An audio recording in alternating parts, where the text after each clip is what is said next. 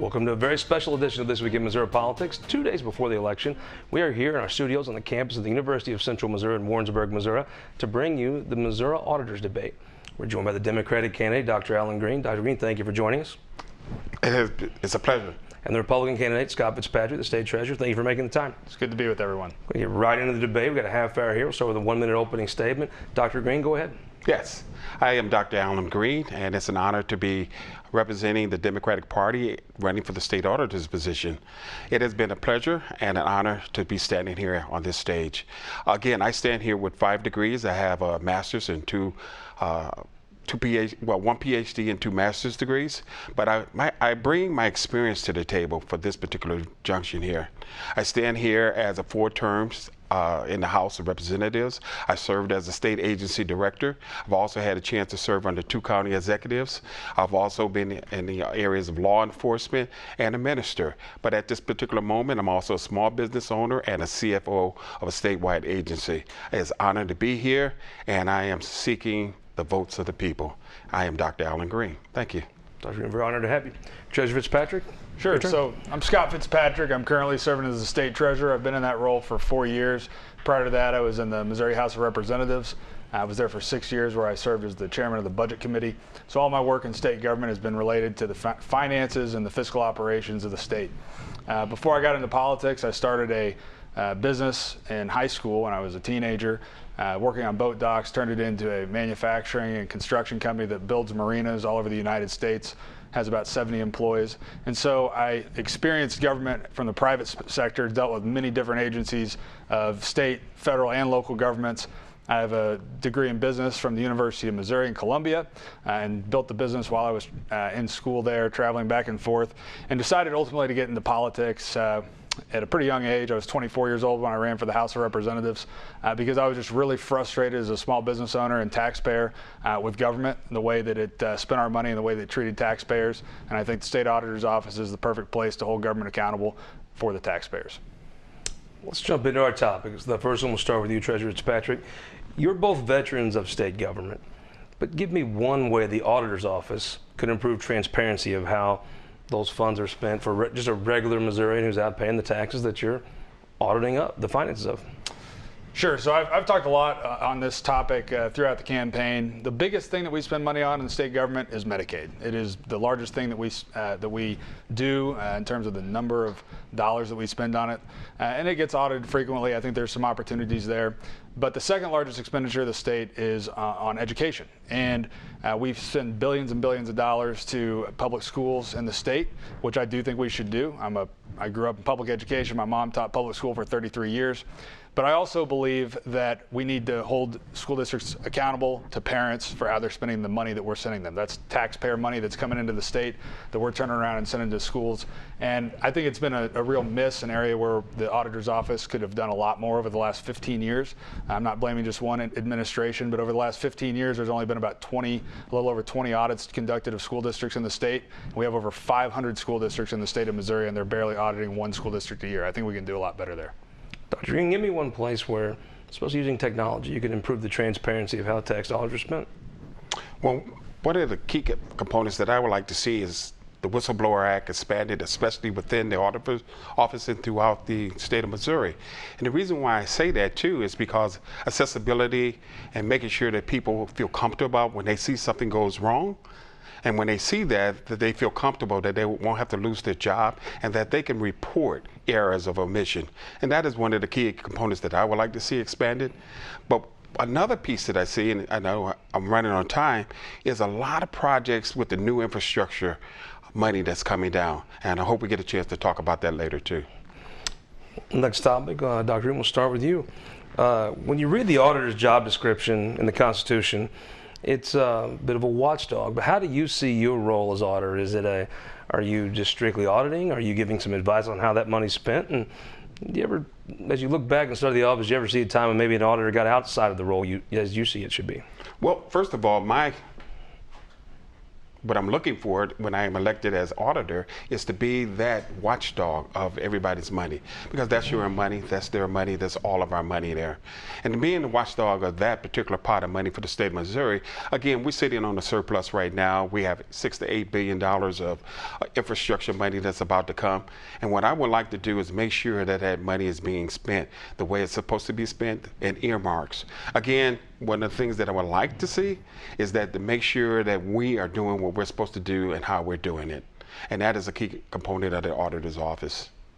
Treasurer Fitzpatrick, you read the Constitution what the auditor's job is. What do you see the job as? Well, I look at the auditor's job as calling balls and strikes. And I think when you are doing that job, you have to be fair and even-handed, regardless of who you're auditing, regardless of whether they're Republicans or Democrats. But you also need to be sure to hold agencies, and whether it's local governments or state government, accountable when you find something wrong. And I think that the public corruption unit in the auditor's office, that I think started under Tom Schweik, has grown under Auditor Galloway, is going to be a big piece of the work of the auditor's office over the next few years, particularly with all this pandemic money being spent at every level of government. There's more opportunity now for waste to occur, for money to be stolen, just outright fraud to take place.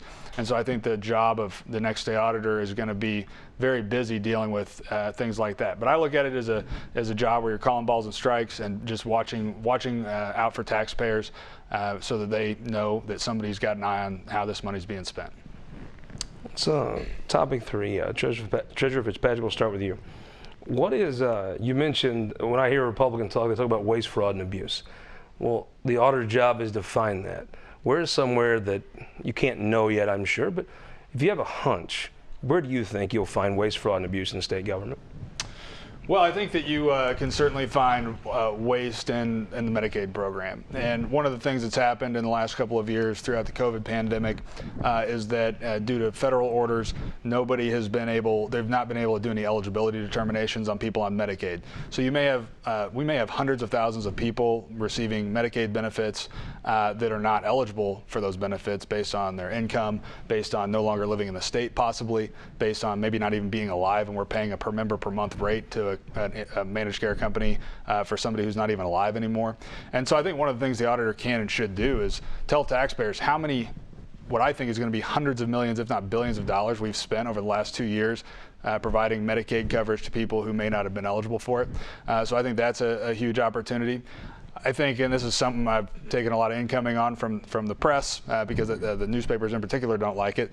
We spend millions and millions of dollars every year printing public notices. I think that could be modified some to where we don't spend $500,000 in the St. Louis Post-Dispatch to print every name of somebody who has unclaimed property every single year. I think we could make that a better, more efficient process, still putting some notices in the paper, but maybe not having to print every single name in the paper, because that law was created before the internet existed. And I think we can do some of those things more efficiently. We could save a lot of money for taxpayers. Do you think you have the staff in the auditor's office to actually find the folks that aren't eligible? I think that, I think you go in and you look at the eligibility review process that was taking place, and eventually that's going to start back up again, right? They're going to have to start doing eligibility determinations, and you'll be able to look at how many people end up coming off the rolls as a result of that, and then looking back at how much money we spent on covering those people while they weren't eligible. And so the staffing issue at the auditor's office is going to be one that we'll have to look into. They've got about 100 people working there right now, and they're budgeted for about 160. So they appear to be understaffed right now, and one of the goals I would have is to get it back up to a full complement of auditors. Dr. Green, you've served in many levels of government, including state government. Mm-hmm. When you start on day one, where in the back of your mind do you think you might start looking for waste, fraud, and abuse?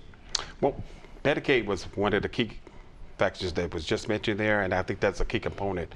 In my travels across the state prior to even doing this, I see a lot of clinics, hospitals closing, and healthcare access, and that is a key component too. But it always crosses my mind too when we're saying, do we have enough money and what's happening with that particular money? And that's something that I would like to zero in on. But when we look at why mostly in the rural areas do we find so many hospitals that have closed and clinics that are closed?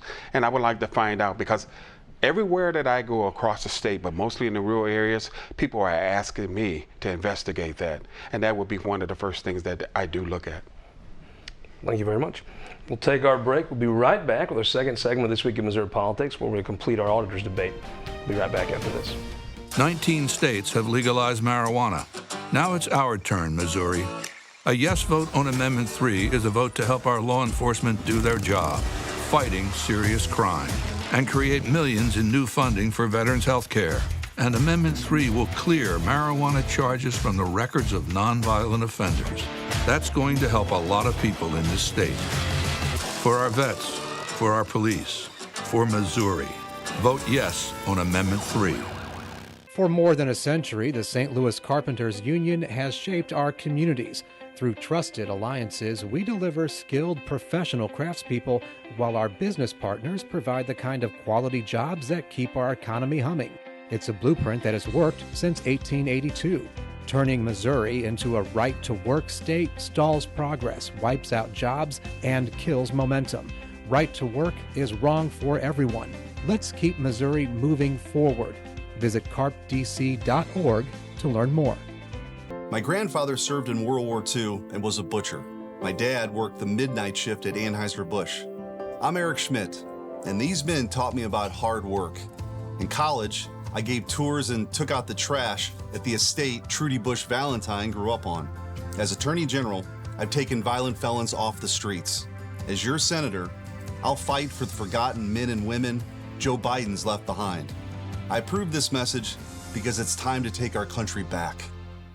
All rise for Judge Mike Carter, Sundays on ABC 30, host of the Cowboy and Judge Show. Tune in for community advocate Judge Mike Carter and his celebrity guests as they discuss today's hot topics and big issues here at home in Missouri. Hear about the power of good from community leaders, business owners, students, charities, and tons of familiar faces. Court is in session with Judge Mike Carter on the Cowboy and Judge Show. Available at MikeCarter.com or Sundays on ABC 30. The Cowboy Judge Show. Giddy up. Giddy up. The best conversations happen at the kitchen table, so I'm bringing the table to you. I'm Ann Wagner. Public servants need to listen to you, not the liberal mob. People care about kitchen table issues, like the skyrocketing prices of groceries and gas. And now Biden has you paying for someone else's college loans. Let's stop their madness. I'm Ann Wagner, and I approve this message to give you a seat at the table. Common sense conservative, Ann Wagner for Congress. Data captured by our state-of-the-art monitors helps us pinpoint the timing and location of severe weather more accurately and respond to trouble more quickly.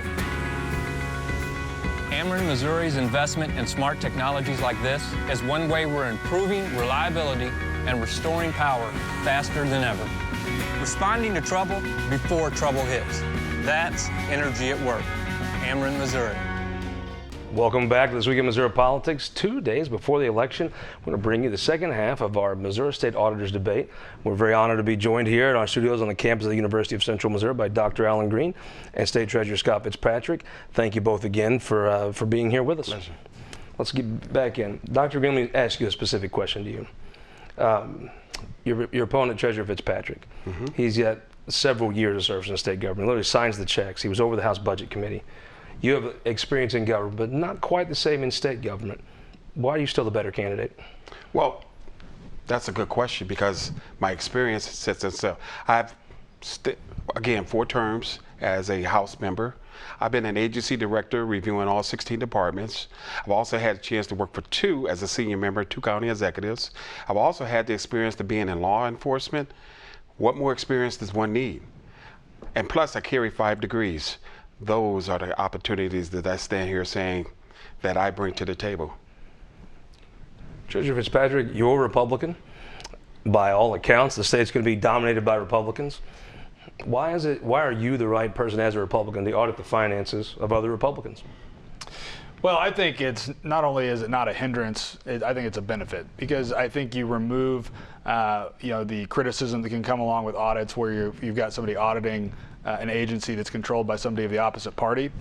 You'll know that when my audits come out and if I have findings, they're the real deal. They're not, it's not something I'll take pleasure in making another Republican look bad, but I know that the job of the auditor is to expose the findings for the taxpayers and let them know what's happening. So I think, it's really a benefit.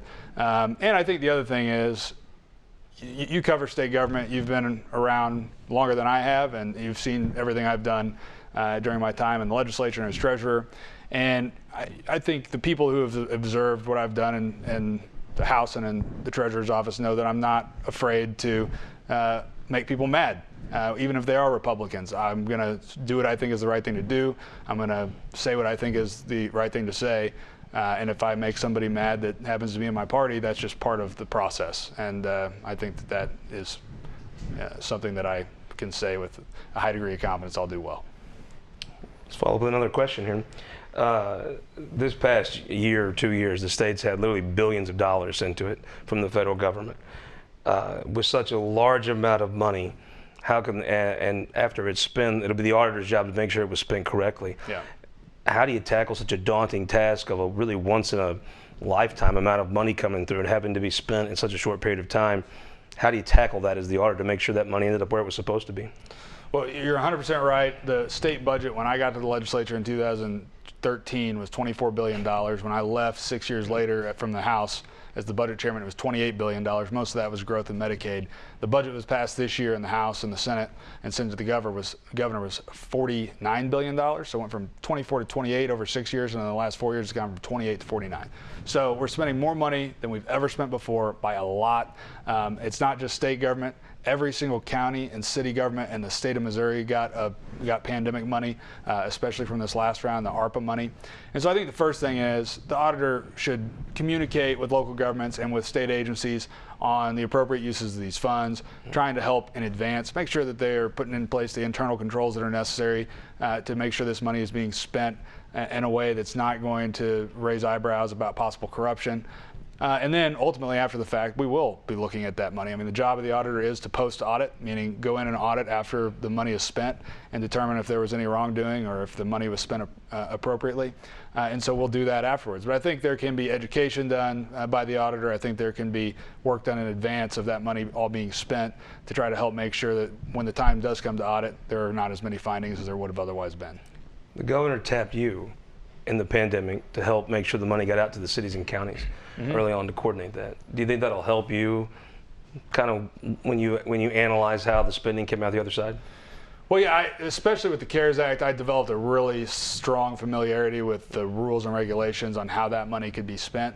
My office was basically the one in charge of working with all of the county governments to get the funding distributed, and then kind of worked as the go-between between the federal government and the county governments, the Department of Treasury and the counties that were trying to figure out what they could and couldn't do. And I think that I built a lot of trust with local leaders doing that, and so I think they know that when I go in to look at how this money was spent as the auditor, that I'll do it with a fair hand, and that we'll try to make sure that we're not, making a big deal out of something that's not a big deal, but we're going to hold them accountable to make sure they did it the right way, because we know we got them good guidance. Dr. Green, it's never before in the history of this country has the federal government sent so much money to the state and local governments. It's got to be a daunting task to be state auditor at the time when you'll be auditing how that money was spent. How do you approach that? Well, the first steps I would like to do again is to dig into that particular budget. One of the things is that when stimulus occurred, I had the opportunity under a different administration to watch and to make sure that everybody was doing what they were supposed to do between 2009 and 2011. So I bring that experience to the table. So when we look at this COVID money, one of the things right now is I've had the opportunity to be a consultant with the U.S. Department of Commerce. I had a chance to be a consultant with the U.S. Department of Transportation in this particular area right here, and guiding how that money is spent and where that money should go. So I'm very proud to say that. But I'm also very happy to say too that, some of the money has been misspent, and we have to, because there's going to be some people, again, that's going to be getting in trouble because, again, they took appropriations that should not have been received. And so that's what's going to be so important with the auditor's office, because there are businesses, again, that receive money that should not have received money. We're going to dig into all of that and more. And through my experience, of course, being as a consultant, I've had the chance to see in the guidelines and to look at certain things that should and should not be happening. And I'm excited, actually, to take on this venture. Talked about your time with the highway department, right? Obviously, in some of the And one of the pots of money coming to the state of Missouri is a lot of money for highways. Yes. How would your time being a consultant to the highway department help you audit and make sure those funds are used appropriately? Good. The infrastructure bill, we're going to get anywhere from $6 to $8 billion. And when we look at that particular pot of money, which is another surplus, right now we've been doing a lot of lunch and learns and trying to express and to let MoDOT do a lot of teaching. And we've been putting that on the website and talking about, again, how to participate with those expenditures. But as the auditor, one of the things that I want to make sure that we do too is keep track, no sweetheart deals, making sure that we manage the money, the projects go, the projects are being done on time. Of course, all of that is allocated and appropriated through the budget process too. But when we're talking about municipalities, as I travel around the state right now, a lot of individuals are bringing to my attention that some of the money that has slowly started to come in has it's just sitting there, and no one is doing anything with that money. It's just sitting there. Pots of money, millions of dollars are sitting there. Well, those are the kind of things that I tell people. If no one is spending that money, but it's not being misappropriated, there's nothing wrong with that. There's nothing wrong with that, long as they are not misappropriating the money. But when the money is misappropriated and it was earmarked to go to certain projects, that's where the error occurs. And so right now, if the money's just being sit there, I don't care if it's St. Louis City, St. Louis County, or in the rural areas, it's okay with that. But when the money is then being expended, and then we find out that something occurred with that money that it should have, and that's when the auditor steps in to make sure that people are doing what they're supposed to do. Because the auditor is the chief watchdog for the state of Missouri, and that is so important. I don't care if it's St. Louis City, St. Louis County, or the rural areas. St. Louis County, second. Treasurer Fitzpatrick, let me ask you a question. I think a lot of local governments probably don't have the staff, and sometimes they don't know exactly what is permissible to spend this state grant on or these funds on. Is your office a place they can call and find that answer out? You know, I think certainly the answer is yes. We've been a resource in the treasurer's office for local governments. You know, there will be some people that have been in my office in the treasurer's office that if I move over to the auditor's office, will likely be there with me, that have been involved in helping educate the counties and the cities on how the money can be spent.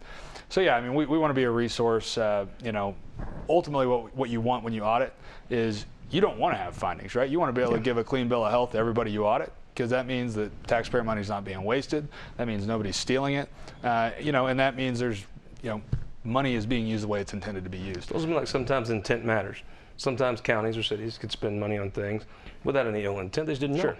You do have small local governments, though, that sometimes, because they're small, they have a lack of internal controls. You have one person who is writing the checks and reconciling the bank account and managing the accounting system, right? And if you have that situation, you don't have anybody reviewing that on a regular basis, that can oftentimes result in somebody having the ability to steal money. And sometimes that ability results in people actually following through with that. And that's where you run into big problems, right? That's when you have to get law enforcement involved. And the auditor's office does work with law enforcement regularly, and we'll continue to do that. If I'm the auditor, we'll continue to find people who are stealing money, and we'll hold them accountable. So the last topic, we'll start with you, Dr. Green. For the last few years, there's been some controversy in St. Louis County, the state's most populous county, about the amount of audits they've done. You're St. Louis County. If you're a state auditor, would you dedicate some of your resources to helping them out? Yes, especially when requested to do that. The question is that it would be an honor to actually go in and make sure that the books are the way they're supposed to be. Again, we have to look at the appropriation of all that money and any of those particular. I don't care if it's federal grants, local grants, but especially when we're talking about infrastructure money, that is something that is a key component, especially St. Louis County. But we also have to look at, as I mentioned earlier too, the rural areas as well as St. Louis City. And so it won't just be St. Louis County, it would be the state of Missouri, and it would be an honor to be that watchdog to make sure the money is being spent the way it should be. Will you need to be requested, or will you for the county show up executive, unrequested? The county executive actually can ask for an audit. The council can ask for an audit. So all those components, and even in municipalities, leadership could ask for an audit. Yes. Treasurer Fitzpatrick, there's been quite a bit of news. There's always a lot of news comes out of St. Louis. This time, St. Louis County, there's been some discussion that maybe the number of audits has decreased in the last several years. Is that something that your office might help them out with? Yeah, absolutely. And I think, when you talk about those larger counties, the audit has the, original discretion and statute or jurisdiction and statute to audit third-class counties. But when there's a county with its own county auditor or a first-class county, you generally have to be asked to come in either through a petition of citizens or by the governing body, the county executive, as Dr. Green said, or the council. And so, yeah, we would be available and ready to help and eager to help because, like you said, St. Louis County is the largest political subdivision in the state. They have the biggest budget. They have the most number of employees, most likely. And so when you look at that, I mean, there's going to be a lot of opportunity to help, particularly if you do have an auditor. And I don't know the auditor in St. Louis County at this point, but if you have an auditor that's not getting the job done or is understaffed or whatever's going on, the state auditor can be a resource for them and will want to be a resource for them. Get into our closing statements. Before we do, I want to thank both of you. Today, in an age where a lot of folks stand for office, but they can't stand behind podiums like this and share their views, I want to express my admiration to both of you for being here today and participating in this debate. Thank you very much. You're welcome. Absolutely. Treasurer Fitzpatrick, we'll start with you. A closing statement. Well, appreciate the opportunity to have a chance to speak directly to the voters. There's a U.S. Senate race, and the auditor's race is the only other statewide office on the ballot this year. And I know the Senate race probably gets a lot of attention, but this is a very important office. I'm running for it because I believe I can make a difference in the state auditor's office. I have prepared during my time as treasurer and during my time as a legislator and as budget chairman and as a business owner who's dealt with government day in and day out from the private sector to come to government and hold it accountable to taxpayers for how it spends your money and how it treats people it deals with. And I'm looking forward to doing that work on behalf of the people of Missouri. Dr. Green, a 1-minute closing statement. Yes. First of all, I want to say it's been an honor to be here because, again, my goal is to be the chief watchdog for your money. And the goal is to make sure that money and expenditures is happening. But there is a key difference between me and my opponent right here, too, and I have to put that out there, too. And the reason why is because I have been out there and we've served together. When it comes to right to work, I fought against that.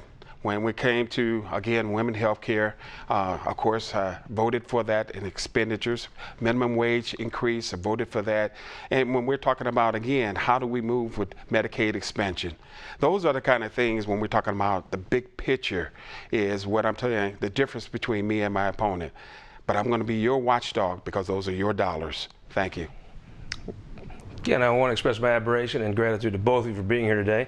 Thank you very much for joining us in this auditor's debate. Very grateful. Before we go, I want to take 1 second. We lost a Southeast Missouri legend this past week, Dr. Gene Oakley, Carter County, and former state legislator, educator, one of the best old hillbilly storytellers you'd find, county commissioner extraordinaire, laid to rest this week. Our thoughts are with Pam and his whole family. We appreciate you watching us this entire election cycle on This Week in Missouri Politics. And we'll be back here next week on This Week in Missouri Politics to discuss all the happenings, the new senator, the new auditor, the new legislatures, to talk anything Missouri politics here. And don't keep in mind, at 11 o'clock, we'll have the Cowboy and Judge show. Wesley Bell will be their guest after this. We'll see you next week here on This Week in Missouri Politics.